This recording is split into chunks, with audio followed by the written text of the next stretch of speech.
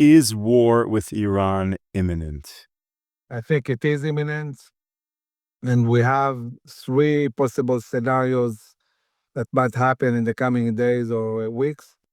Welcome, everyone, to this briefing brought to you by the Israel Defense and Security Forum, IDSF. There is big news out of Israel, a very big development in this war. It's a great pleasure to be joined once again by the founder and chairman of IDSF, Brigadier General Amir Avivi. General, thank you so much for joining me. Hi, Moshe. So, General, tell us what just happened in this war and what are its implications for Gaza? Well, I think a big drama. Finally, no hostages in Gaza. The IDF found Avivi in a graveyard in an area in control of the IDF. They searched this graveyard according to intelligence. They checked more than 250 corpses that were in the graveyard until they managed to find his DNA, and he was returned back to Israel. So at present, finally, no hostages in Gaza. Following that, the Rafah crossing is going to open. Now we have to understand the crossing is going to be opened only for people to go in and out, no goods, and these people will be 100% monitored by Israel. There will be no free movement into Gaza without IDF checking. So the IDF is control of all of Philadelphia corridor, all of Rafah, of course, and also will control the Rafah crossing itself in a way that will make sure that there are no weapons and no capabilities and no terrorists that are going to go into Gaza to Hamas. At the same time, Prime Minister Netanyahu announced that now that all the hostages are back, the next stage is dismantling Hamas and demilitarizing the Gaza Strip. According to our goals of war, according to the 20 points agreement. At this stage, I guess Hamas will be given a very strict timetable to disarm. And if they don't do so, we know that the plans are in place. I had the chance to view them in the Southern Command and understand, what are the general plans. And the IDF is preparing for this moment. We'll wait to get the approval of the cabinet to go in and destroy Hamas. And this will happen once Hamas doesn't adhere to the agreement and to the timetable that will be set by the US and Israel. So this is a big development, and I'm sure people in Israel and around the world are very, very happy to know that all the hostages are back. Now we need to focus. We need to focus on really achieving the other goals of war, which is dismantling Hamas as a governmental and military entity, and creating in Gaza a different reality with a different kind of governance that won't be based on a terror organization, on incitement, and on the buildup of big terror entities. General, can you give us a little bit more insight on this operation that retrieved his body? Was Hamas ever planning on returning it? Was this just another game of theirs? Or did they not know where it was and Israel had better intelligence than Hamas? Do you have any understanding of that? So Hamas was supposed to give all the hostages in 72 hours, and we saw that they extended it endlessly in order to regroup, in order to build themselves. But at a certain stage, I would say probably also the inside pressure inside the Gazan society, the challenges they are facing, and the big pressure coming from the US and from Qatar, Turkey. At the end of the day, they gave the information they had, and according to this information and information that the IDF gathered, um, the IDF focused on this specific area, and until they found him. Okay, and you mentioned Qatar and Turkey. Can you kind of give us a little bit more of an understanding? What is currently the role of those two countries in the Board of Peace and this next stage in Gaza? So this board of peace, which by the way has extended and grown into some kind of a alternative UN, something that is much much bigger than the issue of Gaza. Um, I would say that in a way, like the UN, it's a body, with no real specific responsibility inside Gaza, but body that will deal more with raising money, with declarations and things like that. Israel is not going to allow any Qatari or Turkey forces to go into Gaza, and Israel is controlling completely anybody who is going in or out. And this is important to understand. And also, as I mentioned, Israel is not going to agree to any process of rebuilding Gaza or creating another government without Hamas being destroyed first. So this is also the message we hear from the government, a very clear message saying the next step is dismantling Hamas. And dismantling Hamas means killing Hamas terrorists or exiting them from Gaza. Do you have a sense of how that happens? So you need to bring them to the point where there is unconditional surrender, and it's not going to happen probably without the IDF maneuvering again. The IDF is controlling 53% of the Gaza Strip, and I assume there will be a moment when the IDF will start maneuvering and gaining more and more ground, pushing Hamas to a smaller and smaller area. And when this will happen, we'll see also militias fighting alongside the IDF, understanding that it's game over and Hamas is going to be destroyed, and they're going to want to have a stake on what will be the day after.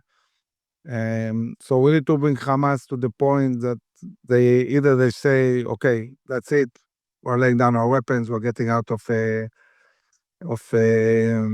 Gaza, or physically, systematically destroy and dismantle them. Anyway, we'll have to spend a very, very long time dismantling all the terror infrastructure. There are huge tunnels in the areas controlled by Hamas we haven't dealt with, and there's a lot of work to do. We see how long it took in the areas we control, and we can imagine that in areas we haven't gone in at all, there's a massive infrastructure of tunnels that we'll have to deal with and other capabilities, but it's definitely doable, and we can really dismantle all this. Yes, it will take time, but eventually, I think Israel will be able to reach all goals of war.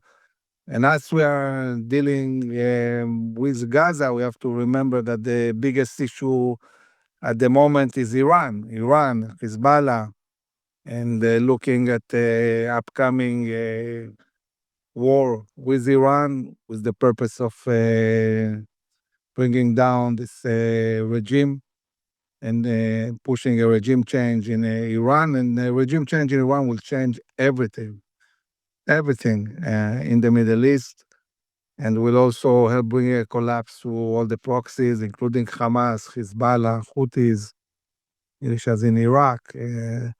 This is going to be dramatic. I think both the US and Israel understand that this is an historical moment.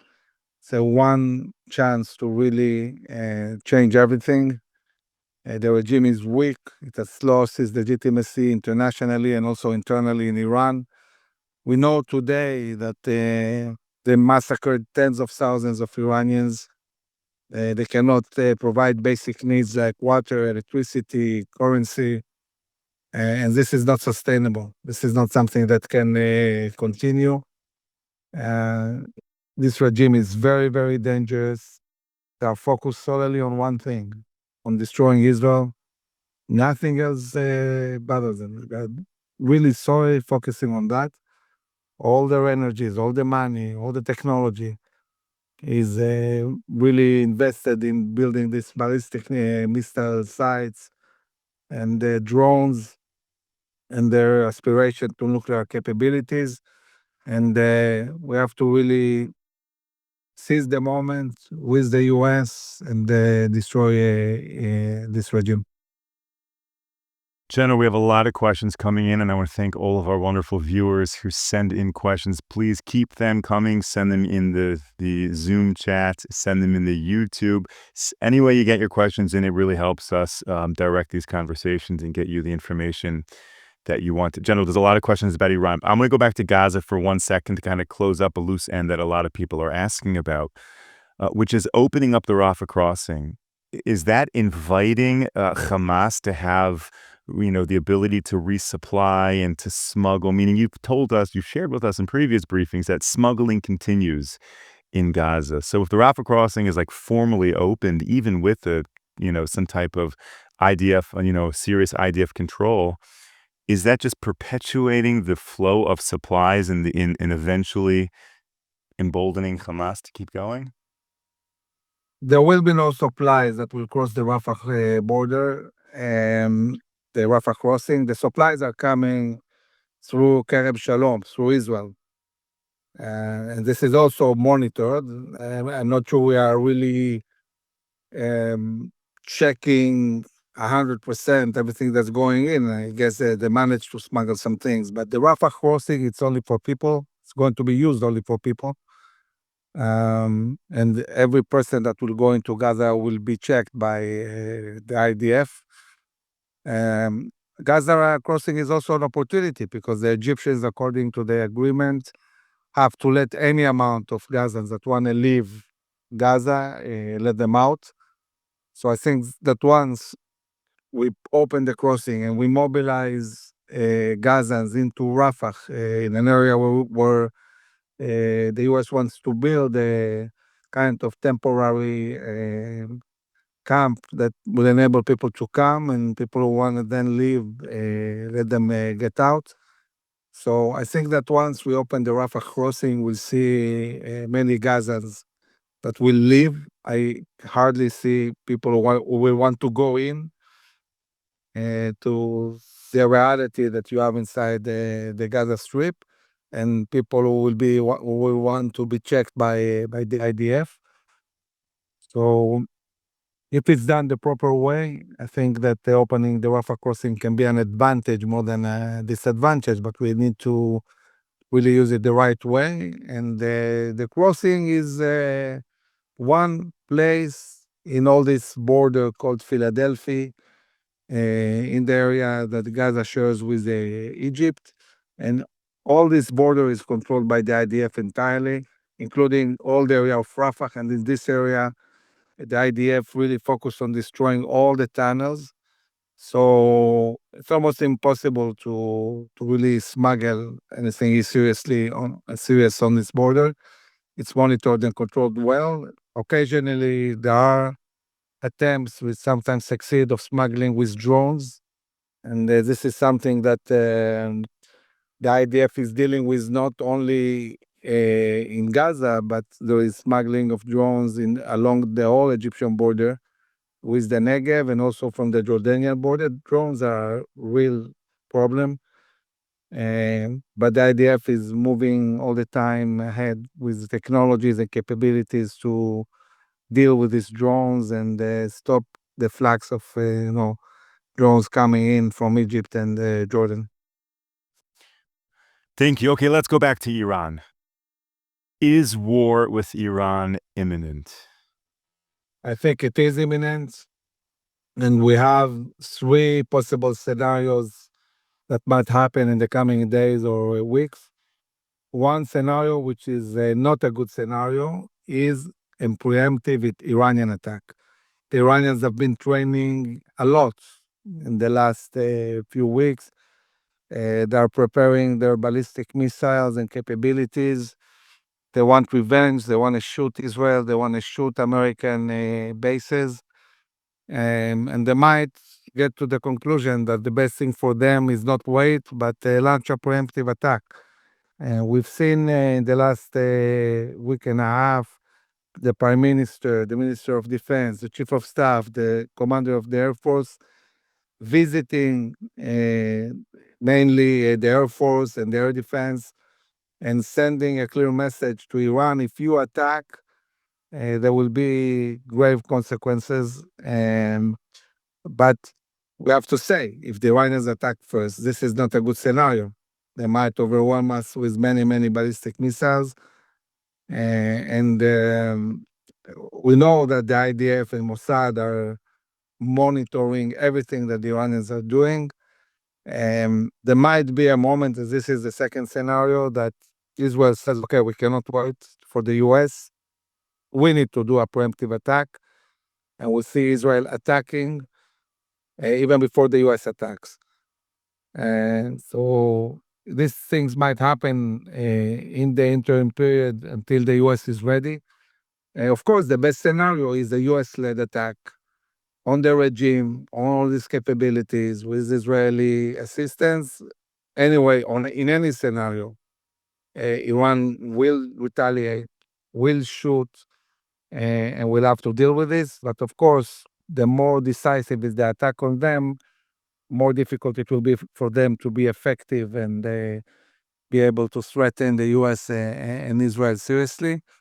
So this is a very, very defining moment.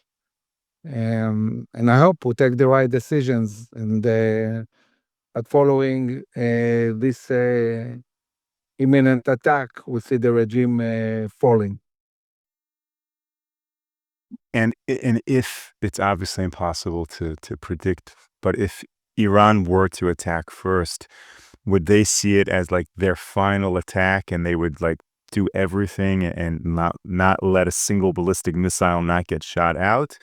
Or they would kind of be worried if they attack too much, they would receive too much in return. Do you have a sense of the scale?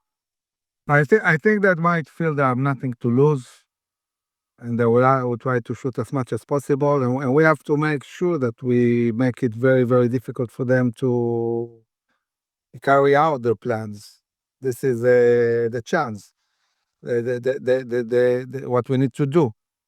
And if we attack preemptively, or the US, then the chances of really minimizing their capability to retaliate are much, much bigger, just as it happened in the 12-day war.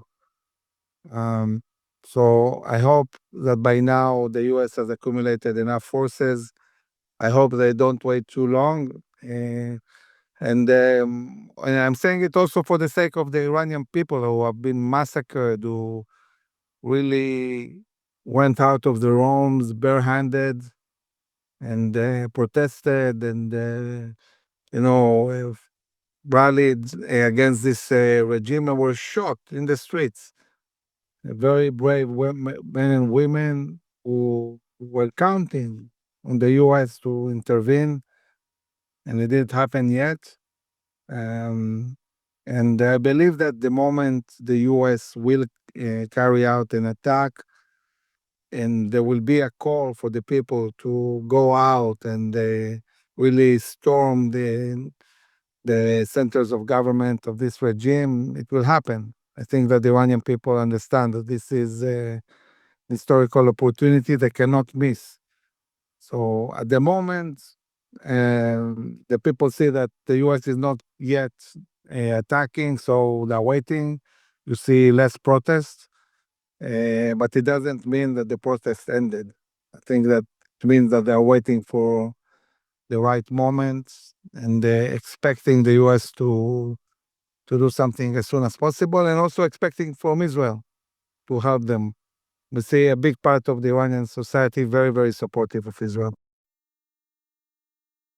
Now, the main strategy of Iran for decades and decades was their proxy warfare. So if they were pushed into this existential moment where they launched an attack, do they have any proxies left, either on our borders or within Israel, to attack at the same time? Is that a concern? So the Iranian foreign minister visited Lebanon and instructed Hezbollah to shoot Israel if Iran is attacked again. The last time in the 12-day war, Hezbollah didn't intervene. The Iranians sent to them a clear message: we are not going to agree to this reality again. And I would assume that this is also the kind of message the Houthis are getting, and possibly militias in Iraq. So yes, Iranians will try to mobilize all their proxies and maybe do other things, cyber attacks, terror attacks, try to mobilize maybe part of the Palestinians. Um, and again, the more decisive the attack on them will be, the more harder it will be for them to really, retaliate and attack. And Israel needs to be ready, and Israel is ready to deal also with Hezbollah. Israel has been degrading Hezbollah systematically all the time, including this week again and again, attacking infrastructure and terrorists. And if Hezbollah will shoot Israel, something they didn't do for a long time, the response will be accordingly. And this organization will be the verge of destruction. And the plans are set, and we'll see how it evolves. I would assume that Hezbollah will probably try to shoot if they see Iran attacked. General, as you know, many of our viewers, maybe most of our viewers, live in North America, and many people are asking, would part of Iran's strategy be to target the U.S. or Jews around the world outside of Israel? Do you think that could be a major threat if something were to really escalate imminently?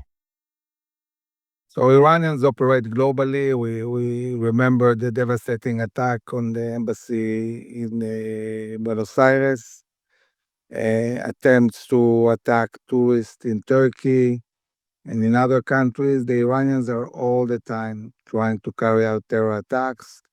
They might do it even more now. So once the war starts, we have to be very alert. The Mossad is obviously monitoring also these attempts globally to attack Jewish communities or Israeli tourists. We'll have a sensitive period of time. We'll have challenges ahead. But I think it's, I said, it's an historical moment and really an opportunity to completely change end-to-end the Middle East and the reality for Israel. And if this war ends with the fall of the Iranian regime, this will be probably the biggest historical win of Israel ever. You know, General, I feel like during this briefing or right afterwards, people are going to kind of prepare their bomb shelters in Israel or in the U.S. They're going to kind of think twice about their security situation. So give us a little more encouragement, because you're very well known for your optimism throughout this war. So what can you tell us to give us more strength? I can tell you that even an optimistic guy like me didn't think that will be in a moment where, Iranian regime is on the verge of falling and all our hostages are back home. I think that it was hard to imagine to see this moment, but we arrived to this moment.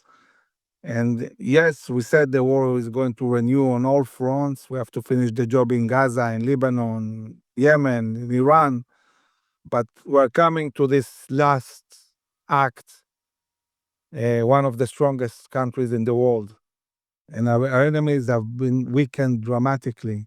And luckily, thank God, we have the US on our side and President Trump resolute to bring down this regime. And I think that, as we say in Israel, when the war started, all of Israel was paved with the sentence, "Beyachad nenatzech," right? Together we will win. And this is exactly what's going to happen. But it's not only together the Israelis we will win, and it's not only the Israelis and the Jewish people that will win. It's together the US and Israel are going to win decisively this war and bring down this regime. And the day after this war, it's going to be a completely different reality. globally in the Middle East, and certainly for Israel. Following the war, we'll see peace agreements, we'll see much more security and prosperity. Brigadier General Amir Avivi, thank you so much for sharing all of that. Thank you for all of your leadership throughout this war. And of course, thank you to all of our viewers. Thank you to all of our supporters for tuning into this briefing. We will be back with you tomorrow, 10 a.m. Eastern Time, 5 p.m. here in Israel. Until then, stay safe, stay strong. Take care, everyone.